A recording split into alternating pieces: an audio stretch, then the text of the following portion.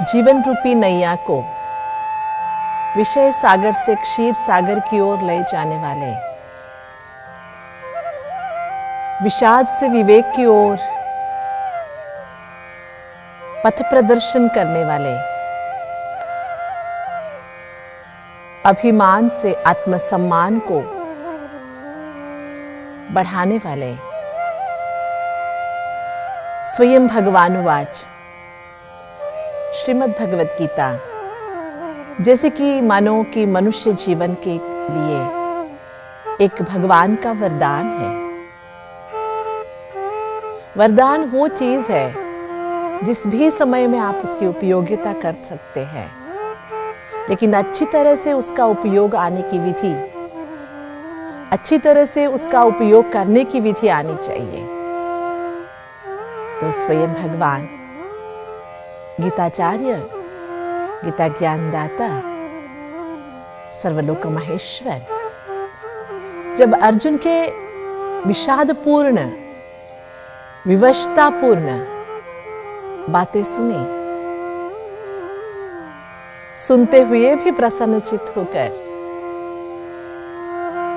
ये सुनाते अशोचवानन्वशोचत्वम प्रज्ञावादांश्च भाषसे गतासु न गतासूंश्च नानुशोचन्ति पंडिताः। जिसके बारे में सोचना नहीं चाहिए, शोक करना नहीं चाहिए, ऐसे व्यक्तियों के बारे में या ऐसे परिस्थिति के बारे में शोक करना, ये प्रज्ञा का अवाद है। ये प्रज्ञा इसे मानती नहीं है। प्रज्ञापूर्ण लोग इसे मानते नहीं हैं। जिसके बारे में सोचने से कोई फायदा नहीं है, ऐसे विषय के बारे में सोचना, शोक करना शोभता नहीं है। जो मरे हुए हैं या मरने वाले हैं, गतासुना अगतासुना, दोनों के लिए नानुशोचन्ति पंडिताः। तो यहाँ पर हमें क्या अटेंशन देना है, क्या समझने का जरूरत है। देखिए, पंडित कौन है? पांडित्य दो प्रकार का होता है। एक केवल दूसरों के लिए मैंने कुछ जाना, मैंने आपको कह दिया, पांडित्य कहने के लिए मात्र। एक पांडित्य होता है जिसके ऊपर हमें अथॉरिटी होती है और वो पांडित्य अपने जीवन में भी धारण किया हुआ रहता है। यहाँ पर पंडिताः इसका अर्थ है ज्ञानी, जिंदा या जिन्होंने शरीर छोड़ दिया हो, ऐसे व्यक्तियों के बारे में भी शोक नहीं करते हैं और शोक करने की जरूरत नहीं है। ये जो जैसे कि पहेली नहीं लग रही है आपको? आजकल दुनिया में ऐसी फिलॉसफी निकली है, अगर आपको रोना आता है तो रो लीजिए, आपको किसी को मारने का मन करता है तो मार दीजिए, जो मन में आता कर दीजिए, मन को खाली कर दीजिए। लेकिन भगवान यहाँ कह रहा है कि अशोचानन्वशोचित्वम प्रज्ञावादांश्च भाषसे गतासु न गतासूंश्च नानुशोचन्ति पंडिताः। क्या मतलब है? यहाँ पर थोड़ा सा एक घड़ी के लिए ठहर कर इन बातों को अच्छी तरह से समझने का हम प्रयास करेंगे। यहाँ पर अभी तक भगवान ने ये नहीं बताया कि शरीर मरने वाला है तो शाश्वत आत्मा है। ये सारी बातें अभी खुली नहीं है। बस ये शुरुआत है कि तुम किसके बारे में शोक कर रहे हो। शोक करने की जरूरत नहीं है ना, ये अंडरस्टूड है। दूसरी एक तरह से अगर हम सोचें, समझो एक बहुत बड़ा उद्योगपति है, उसके पास एक असिस्टेंट आके कहता है, सर आपकी जो विदेशों से माल आ रही थी वो जहाज समुद्र में डूब गई। वो कहता है, व्हाट? ये क्या हो गया? शॉक। फिर रिपीट। थोड़ी देर के बाद उसका असिस्टेंट कहता है, आपका तो सत्यानाश हो गया, आपके बीवी बच्चे रास्ते पे आ गए। व्हाट? थोड़ी देर के बाद, आधा घंटे के बाद फिर वही घटना, वही समाचार सुनते हुए कहता है, सो व्हाट? ये जो दो एक्सप्रेशंस है साइकोलॉजी में, इसके बहुत इंपॉर्टेंस है। What and so what. क्या हुआ तो क्या हुआ, है ना? डूब गया, हाँ क्या हुआ? आश्चर्य है, उद्गार है, शौक है। So what? तो क्या हुआ? डूब गया तो ठीक है ना, डूब गया, क्या कर सकते। यहाँ पर जब सो व्हाट कहते हैं तो क्या हो गया? हम सोचते हैं we are accepting the truth, जो हमारे हाथ में नहीं था, जो हमारे हाथ में नहीं है। समुद्र के तूफान हमारे हाथ में नहीं है, जहाज डूबने से बचाना हमारे हाथ में नहीं है, प्रकृति में कोई हेर फेर होता है तो उसे रोकना हमारे हाथ में नहीं है। हाँ क्या हो गया? हम उसमें शौक में आके परेशान होके मनोदशा को बिगाड़ के सभी को दुखी करके खुद भी दुखी होके परेशान होने की जरूरत नहीं है। होना था हो गया। Accept the truth, but it is not so easy. इतना आसान भी नहीं है। कईयों को वाट से सो व्हाट, ये क्या हो गया से तो क्या हो गया, इस बीच के रास्ते तय करने में पूरी जिंदगी लग जाती है। सत्य को स्वीकार करना, इसके लिए मनोबल को अच्छी तरह से बनाना पड़ेगा। वही काम की शुरुआत भगवान ज्ञान यज्ञ के माध्यम से यहाँ शुरू कर रहे हैं।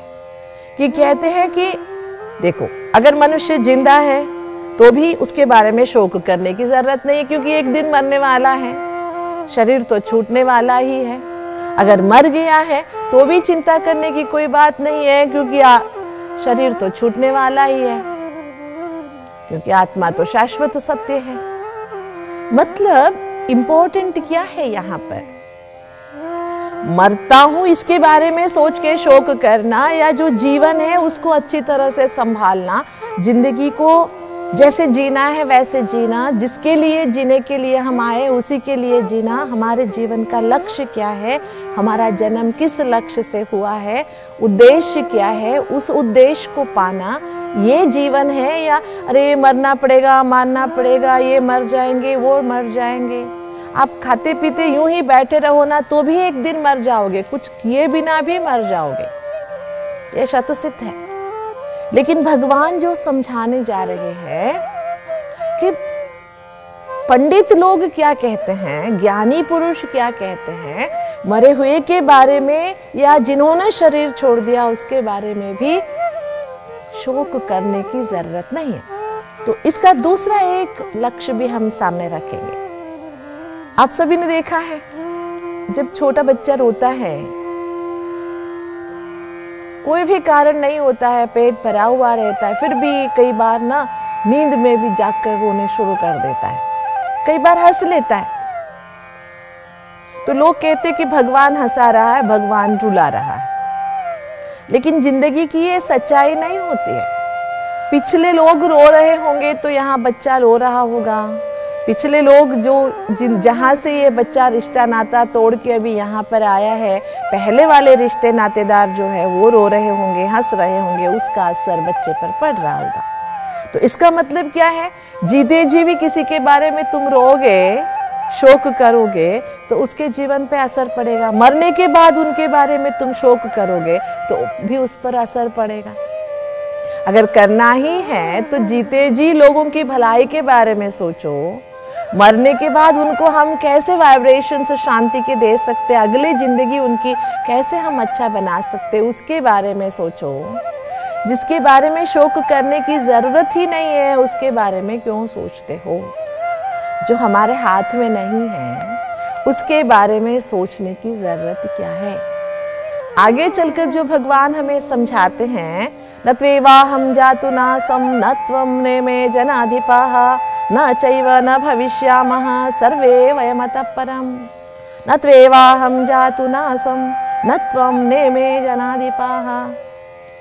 ऐसा कोई समय नहीं है जब हम आप या ये राजा महाराजा नहीं होंगे। मतलब भूतकाल में भी हम सभी थे, वर्तमान में भी हम सभी हैं, भविष्य में भी हम सभी होंगे। दुनिया का एक इटर्नल ट्रुथ है, अविनाशी सत्य। प्रकृति के एलिमेंट्स के बारे में भी हम विज्ञान में ये सुनते हैं कि कभी प्रकृति के एलिमेंट्स का विनाश नहीं होता, चेंजेस होता है। एनर्जी के बारे में कहते हैं, डिस्ट्रॉय भी नहीं कर सकते, नया निर्माण भी, मतलब जो है उसका रूपांतरण होता रहता है।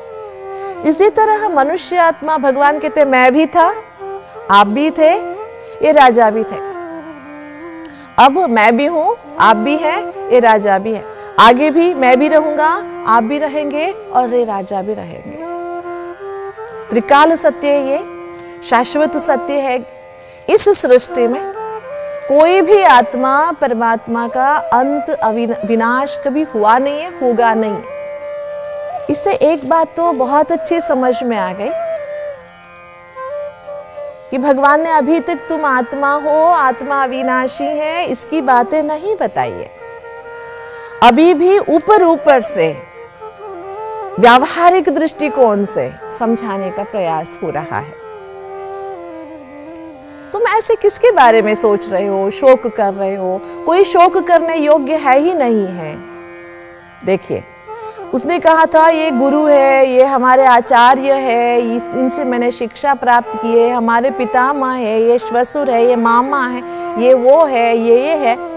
इसके बारे में इनको देखकर मेरे हृदय विदीर्ण हो रहा है, मैं युद्ध नहीं कर सकूंगा। तो उसके जवाब में भगवान कहते हैं तुम किसके बारे में तुम शोक कर रहे हो? ये कोई शोक करने योग्य है ही नहीं। सच में अगर हम भी कथा के, महाभारत के कथा के अंदर घुसकर ये बातें सुनने को बैठे तो हमको भी वंडर लगेगा, ये कैसी बातें कह रहा है कि अरे यहाँ पर चाचा, मामा, काका, पितामह सब मर रहे, कह रहे इनके बारे में शोक करने की जरूरत नहीं है। शोक करने से कोई भी समस्या का समाधान अगर मिलने वाला होता तो शोक करने का कोई फायदा भी होता और शोक करने का कोई उपयोगिता भी होता। शोक करने से कुछ बदलने वाला है नहीं। शोक करने से धर्म पथ पर सभी आ नहीं जाएंगे। शोक करने से सभी अधर्म छोड़ नहीं देंगे। शोक करने से अन्याय न्याय में नहीं बदलने वाला है। शोक करने से दुष्ट शिष्ट नहीं बन जाएंगे। इसलिए ऐसा शोक करने से क्या फायदा? देखिए कितना विशाल अर्थ है। हमें मतलब ये भी बात हम समझने के लिए प्रयास जरूर करें कि शोक, केवल शोक करने से किसी में कोई बदलाव हम नहीं ला सकते। हमने कई बार देखा है बच्चों की गलती के लिए माँ बाप रोते रोते हैं, हार्ट अटैक हो जाता है, कई बीमार पड़ जाते हैं, कितने तकलीफ़ों से गुजरते हैं। बच्चे बुरे हैं, बच्चे बुरे हैं, अरे बच्चे बुरे हैं, बच्चे बिगड़ गए हैं, उनके बारे में सोच सोच कर अगर तुम अपनी तबीयत बिगाड़ लोगे तो क्या बच्चे सुधर जाएंगे? उससे अच्छा है तुम अपने स्वधर्म में रहो और सोचो कि इनको ठीक करने के लिए मैं अच्छे अच्छे वाइब्रेशंस भेजूं, अच्छा सोचूं, कि अच्छे विजुलाइज करूं, अच्छी बातें सोचूं इनके बारे में, क्योंकि जीवन एक पड़ाव है, कब भी ये बदल सकता है।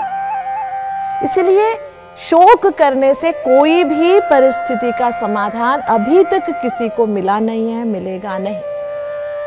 ये भगवान समझाने का प्रयास कर रहे हैं। इसलिए कोई व्यक्ति शोक करने योग्य है नहीं, क्योंकि शोक करने से व्यक्ति की योग्यता तो बदलने वाली नहीं है। तुम्हारे शोक का सामने वाला कोई वैल्यू रखता, अच्छा ये दुखी हो रहा है इसके कारण मैं बदल जाऊं, उसके अंदर मोटिवेशन आ जाती, बदलने की प्रेरणा आ जाती तो बात ठीक थी। लेकिन अधर्म के रास्ते पे चलने वाले तुम्हारे शोक से बदलने वाले नहीं है। ठीक है ना, तुम्हारे जो साथ देने के लिए खड़े हैं ये कोई धर्म के साथ के लिए खड़े, ऐसी भी बात नहीं है। ठीक है ना, दोनों लड़ रहे हैं, हम किसी भी एक पक्ष में हम खड़े हो जाएंगे, ऐसी भी भावना है। इसलिए यहाँ पर बहुत सुंदर ये जो जीवन रहस्य भगवान ने बताया है, केवल शोक से हम किसी का परिवर्तन कर नहीं सकते, और शोक उसके लिए किया जाए जो मिट जाता है, जिसका नाश होता है। और यहाँ तो कुछ मिटने वाला है नहीं, प्रकृति रूप बदलेगी, मनुष्यात्मा शरीर बदलेंगे और दूसरी परिस्थितियों में फिर हम मिलेंगे, क्योंकि this world drama is eternal, immortal and everlasting.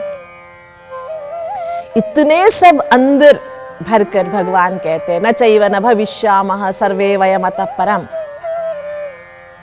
पहले और दूसरे श्लोक में कितना सुंदर तालमेल करते हुए भगवान समझाने का प्रयास कर रहे हैं। लेकिन वंडरफुल क्या है कि पूरी ज्ञान की भगवान की पिटारी जब खुल जाएगी, हर एक बात अच्छी तरह से समझ में आ जाएगा, वाह निकलेगा अंदर से। इसलिए कि हमारे अंदर ये बात तो स्पष्ट करने की जरूरत है कि जो ये कह रहा है, ये कह रहा है कि मैं भी था, आप भी थे, राजाएं भी थे, तो सामान्य मनुष्य तो ये कह नहीं सकता। ये भगवान कह रहे हैं मैं भी था, आप भी थे, ये राजाएं भी थे। इसका मतलब ये जो कह रहा है ये सबके तीनों कालों को जानता है।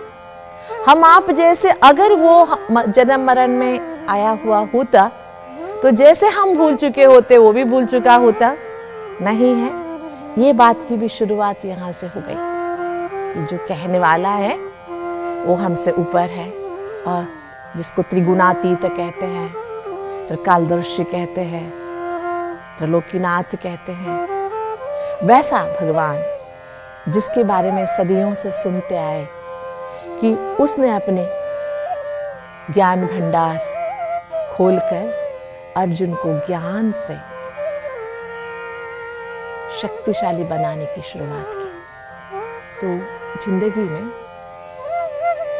बहुत सारे ऐसी वंडर्स हैं जिसको एक्सेप्ट करना हमारे लिए मुश्किल होता है, लेकिन एक्सेप्ट करने से मुश्किलात कम हो जाती हैं। उसमें से ये भी एक सच्चाई है कि हम शोक करने से, रोने से, दुखी होने से कुछ भी परिवर्तन कर नहीं सकते। दुख, शोक कोई भी समस्या का समाधान कभी नहीं है। और दूसरी बात एक बहुत अच्छी ये है, जो है उसके बारे में हमें, जो काम करना है उसके बारे में हमें सोचना है। आगे क्या होगा उसके बारे में सोच के आज ही हम दुखी क्यों हो फिर। और जो हमारे हाथ से दूर है, जो हमसे होने वाला है नहीं, ऐसे बातों के लिए भी हम पछताए क्यों। ऐसे शोक का भी क्या फायदा जिसका सॉल्यूशन कोई नहीं कर सकता, ना हम कर सकते ना भगवान कर सकता। इसी को समझ कहते हैं। इसी के लिए तो कहते हैं जानना और समझना अलग है। श्लोक पढ़ लेने से, संस्कृत सीख लेने से हम जान गए, लेकिन क्या यह समझ गए? बहुत सारी बातें हैं। आगे चलकर हम प्रज्ञा की बातें बहुत सुनेंगे। प्रज्ञा अवादश्च, भगवान कहता है कि प्रज्ञा अवादश्च भाषसे।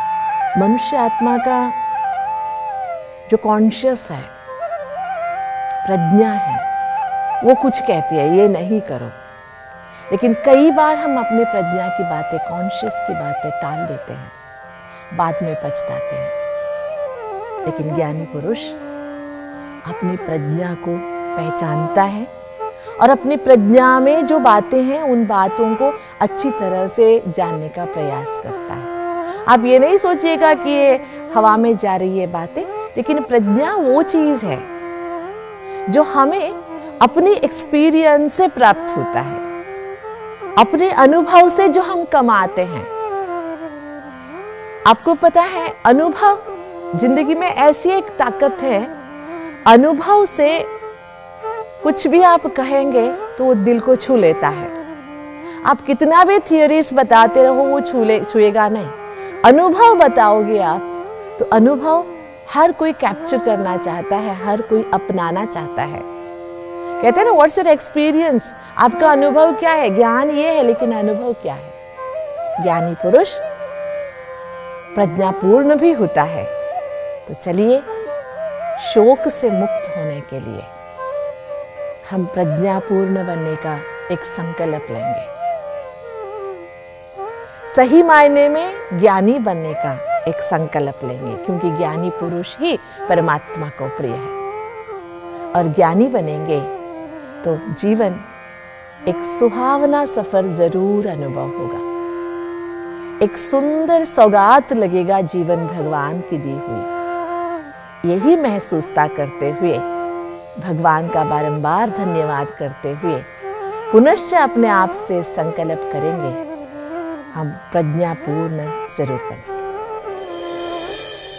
श्रीमद् भगवद गीता का ज्ञान परमात्मा द्वारा मानव मात्र को दिए जाने वाला सबसे बड़ा वरदान है, जो हमारे आंतरिक शक्तियों को बढ़ाकर कठिन परिस्थितियों में निराशा से मुक्त होने का मार्ग दिखाता है। जीवन यात्रा में बहुत सी घटनाएं जो शोक का कारण बनती हैं, वह हमारे वश में नहीं होती। शोक करने से किसी भी समस्या का समाधान नहीं होता। मृत्यु जीवन का एक अटल सत्य है और अपने प्रियजनों की मृत्यु हमें भीतर से विचलित कर देती है। ऐसी स्थिति में गीता का ज्ञान हमें व्यर्थ शोक से मुक्त कराता है। हम जाने वाली आत्मा के बारे में सोच सोच कर दुखी होते हैं, तो उन तक वह प्रकंपन अवश्य पहुंचते हैं। इसीलिए हम सब जिम्मेदार बन इस सत्य को स्वीकारें कि उस आत्मा के प्रति शांति तथा प्रेम भरे शक्तिशाली प्रकंपन भेजें, ताकि वह अपने आगे बढ़ने की यात्रा में खुश रह सके। ऐसे में अपने सकारात्मक दृष्टिकोण से आगे बढ़ने में ही समझदारी है। तो आइए यथार्थ रीति अविनाशी आत्मा का ज्ञान समझ स्वयं को शोक से मुक्त कर जीवन के सफर का आनंद अनुभव करें। ओम शांति।